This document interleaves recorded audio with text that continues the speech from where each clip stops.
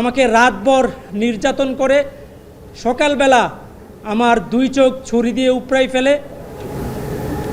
বাড়ি হচ্ছে মল্লিকার দিঘি, ব্রাহ্মণপাড়া উপজেলা, আর জেলা হচ্ছে কুমিল্লা।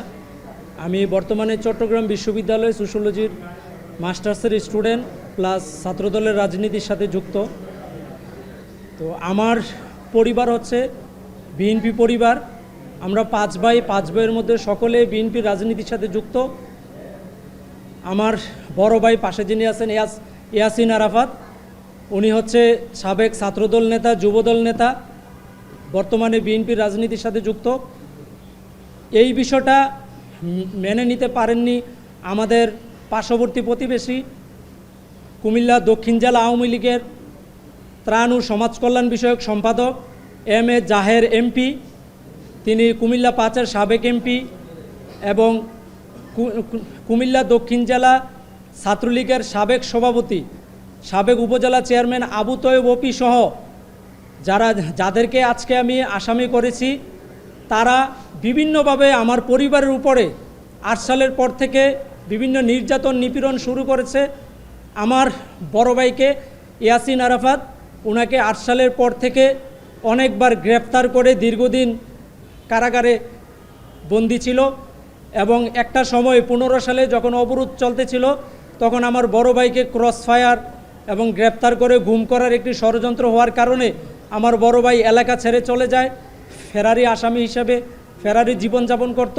ঠিক তারই ধারাবাহিকতায় ২০১৬ সালের ২১শে জুলাই আমাকে ছলে বলে কুমিল্লা শহর থেকে অপহরণ করা হয়। বিশ্বমানের থার্মিক্স রড, সালাম স্টিল থার্মিক্স, দেশের একমাত্র থার্মিক্স রড।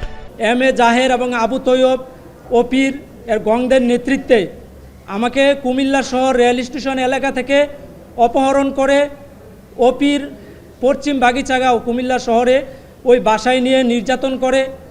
এর পরবর্তী সময় আমাকে গ্রামের দিকে এম.এ. জাহের এমপি তার বাসায় নিয়ে যায়। ওখান থেকে একটি পরিত্যক্ত বিল্ডিংয়ের মধ্যে ঢুকিয়ে আমাকে রাতভর নির্যাতন করে সকালবেলা আমার দুই চোখ ছুরি দিয়ে উপড়াই ফেলে।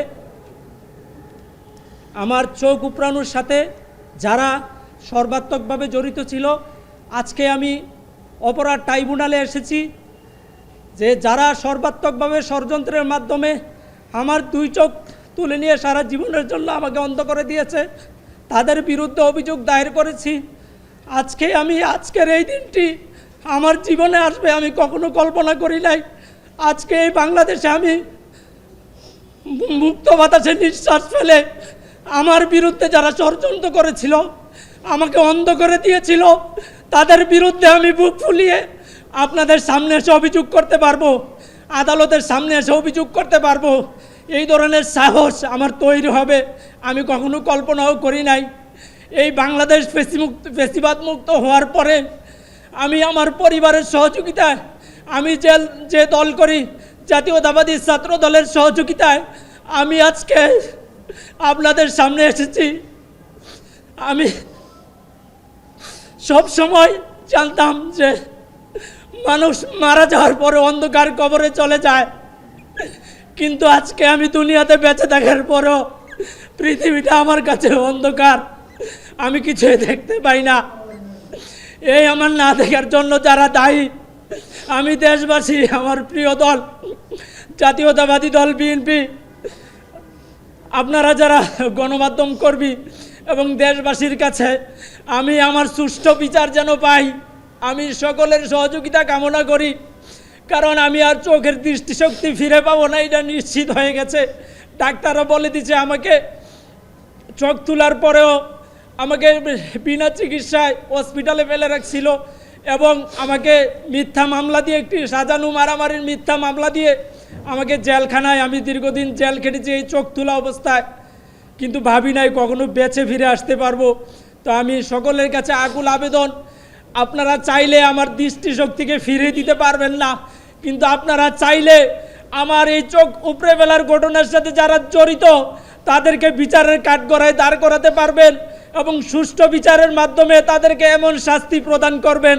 বিগত সময়ে এই বাংলাদেশের মাটিতে যারা বিভিন্নভাবে নির্যাতিত নিপীড়িত হয়েছে, আমার মতো অন্ধ হয়েছে, পঙ্গুত্ব বরণ করেছে, সকলের বিচার যেন এই বাংলাদেশের মাটিতে বাস্তবায়িত হয়।